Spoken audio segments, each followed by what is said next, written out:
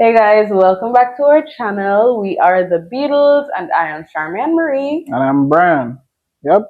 And so we've been in this series of 7 lessons from 7 years of marriage. And thus far, we've done 4 lessons. Make sure you tell us in the comments what those 4 are. Yeah, man. We've been doing the repeating, but this time we want you to tell us what those 4 are.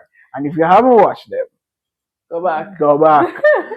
But now we're on to lesson number 5. Simply put, talk about money. Yay! Yeah,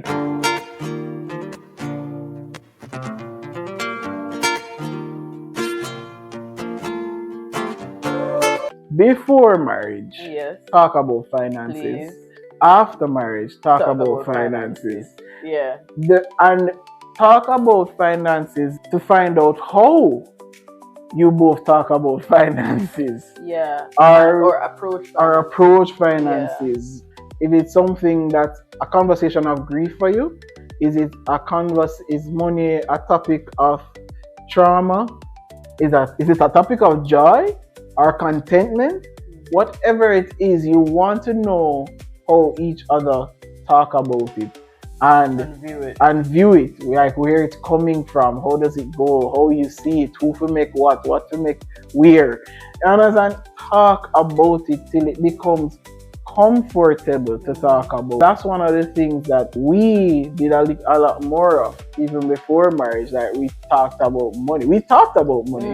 We did, and we thought we're clear. Everything was good. And then we went in to marriage and everything kind of flipped upside its head. From day one? No, not even from day one. I would have said that. But I feel like when it came on to making certain decisions, when it came on to sticking to those decisions, when it came on to budgeting, we're still learning, guys. We're still learning. Give us grace and pray for us. However, we are much better than 7 years ago. Yeah, legit. Wow. Especially in the past year and a half. Oh my gosh.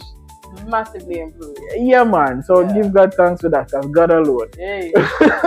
But one of the things we also realized is that talking about money wasn't comfortable for us. It wasn't at all.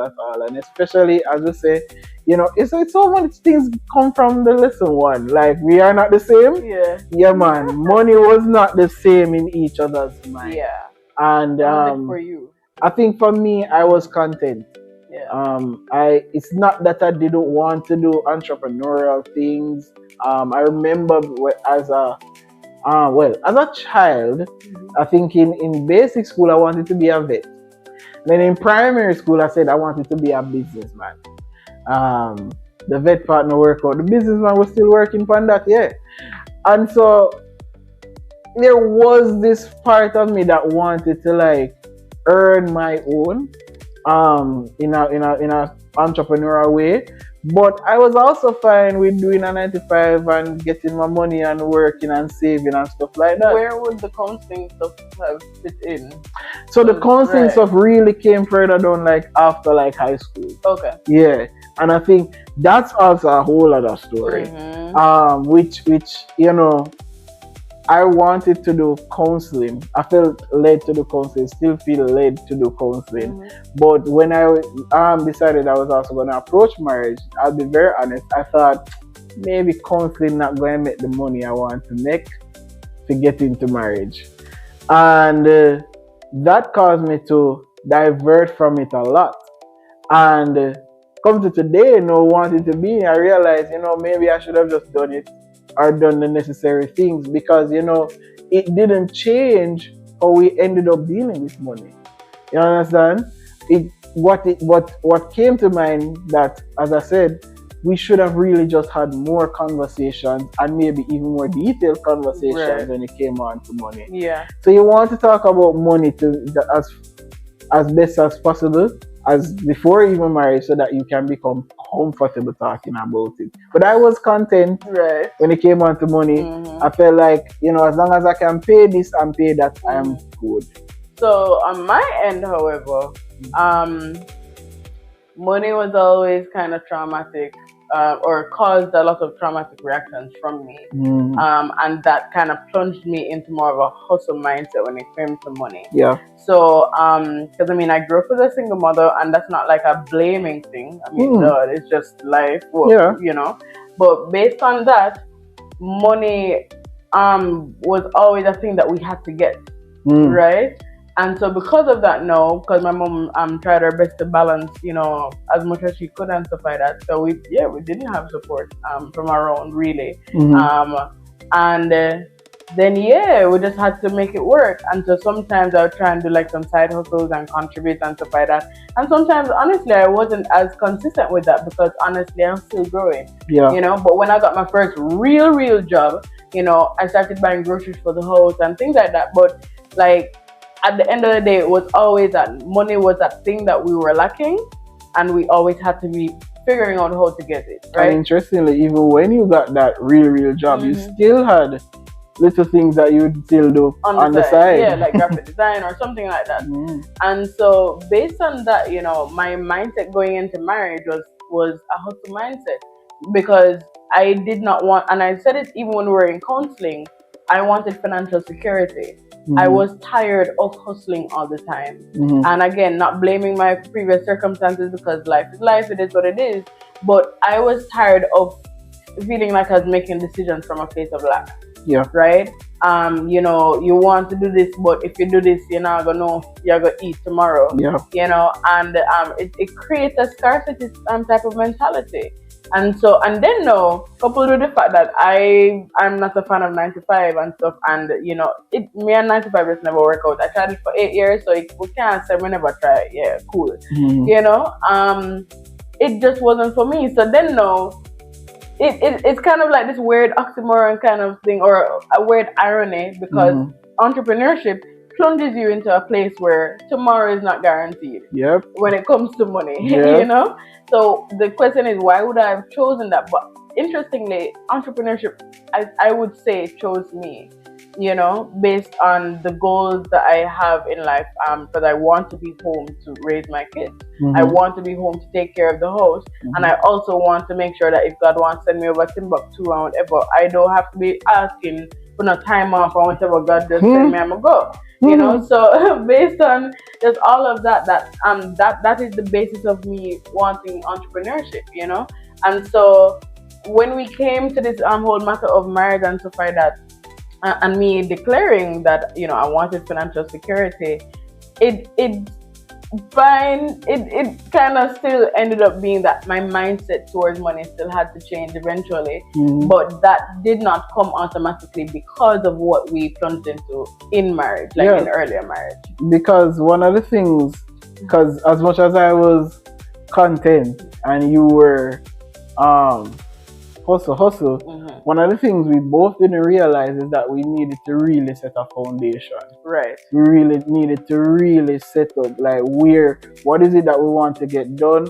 How is it that we want to save? What does this look for? If we're going to do this every year, okay, how much do we need to save, and when do we need to start saving, and how do we invest? So I'm happy that you mentioned foundation. I think we also realized eventually that we were building from scratch, whereas there are a lot of other couples who build based on maybe something that their parents would have passed down to them, like inheritance, or you know, or they would have been saving for years or whatever. Both of us came from survival situations, and survival sound rough, but meaning like you were you know, helping significantly in your household, and so was I.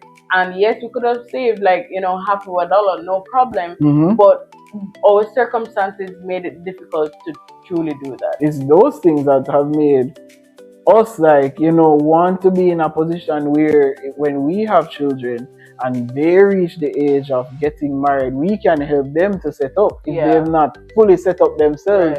Because we know what it feels like to build from scratch. To have to literally build from scratch, to have to literally be scraping every dollar and putting it together. Every mickle make a muckle. Yeah, man. Every mickle made that muckle. And the cousin of that mickle. And the cousin of that mickle. Yeah, man. Yeah. And so, if it's anything that we've truly learned, is to really we talk about money, like really talk about it, talk about finance, talk about who's better at dealing with money. Who's better at tracking the strengths and weaknesses, who's better at spending, or do we give blank checks to certain things, or must there be, no man, you do not pass this amount, you do not pass that amount.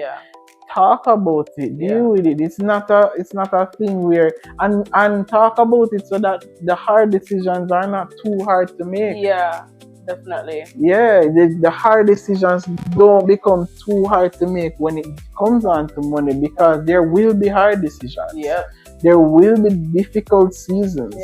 There will be times when one dependent, especially if both of you are working, there may come a season somebody might lose their job.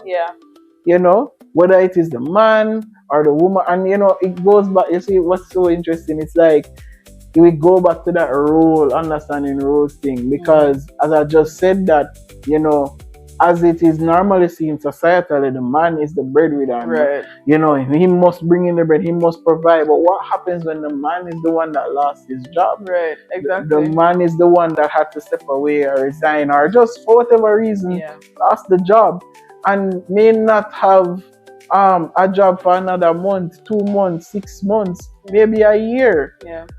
You know, roles, does it change that he is the leader of the household? It shouldn't. Not at all. It just may mean, as a wife, as his helpmate, you may need to help find ways now how we can, how do we stay afloat in this season? Will I have to take up something? Or do we have to cut back on certain things? Or is there anything I can do to help you to get another job, whatever? It will come down to some of those things. So that's why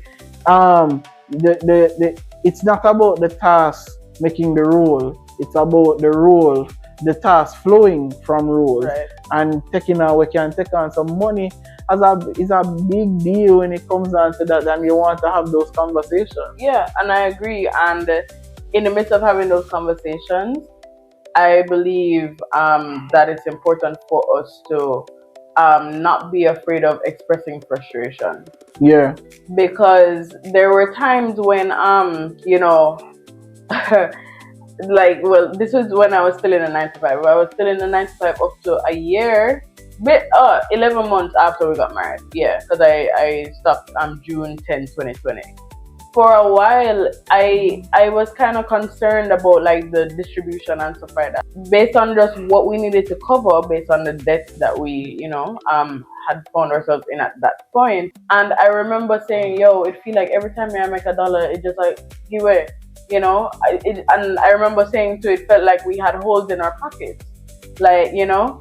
But the truth is, when we express those frustrations, that's when we get understanding from each other in terms of, one, where the other person is, and two, eventually, like when there's a season of ease, or there's a season where, you know, things are not as pressuring, it's almost like there can be an understanding behind why there would want to be like a purchase made in this way, or whatever. Because you would have recognized the sacrifice that would have been made. So just like even with Brian, especially when I was going through depression, he was putting pretty much everything, everything, especially at one point, or a couple points. And there were times too when Brian needed to get new things, you know, like maybe new shoes or new, you know, just new items and things.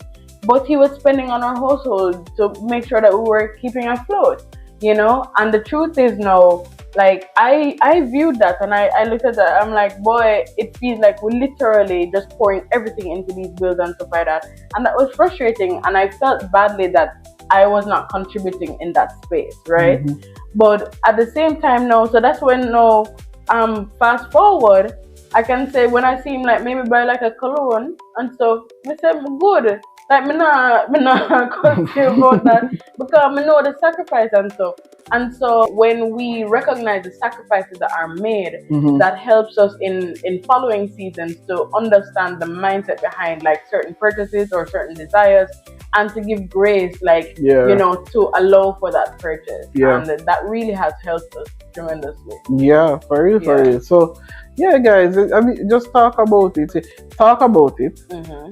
And in talking about it, if you realize that both of you may need some help, seek help about it. Yeah. You know, don't hide it, don't hold it. Better to seek help than to go into drowning in debt. Yeah. Yeah, man, seek help. Mm-hmm. And talk to God about money. Yeah. Talk to God together about Yeah. money. Declare something in your life in regards to money and did provision. that. Yeah. We had to start to declare some things And over our root some lives things up, yeah. and root some stuff out. Not only out of our spirit, but even out of our mind, Yeah. as to how we spoke about money and dealing with money and all those stuff. We had to get deliverance from that fully, because we couldn't go on the same way, you know. Yeah. And so talk to God about money, because the truth is, a lot of times in a lot of what we do, you know, we think we are serving God more than money, but you would be shocked to know we may be serving money more than God. Mighty. Yeah. And that is how the Lord led us to actually pay more attention to how we're stewarding money. Yeah. And that has been a game changer for both of us. Yeah. You know. So with that, that was the end of this. That's the end of this video.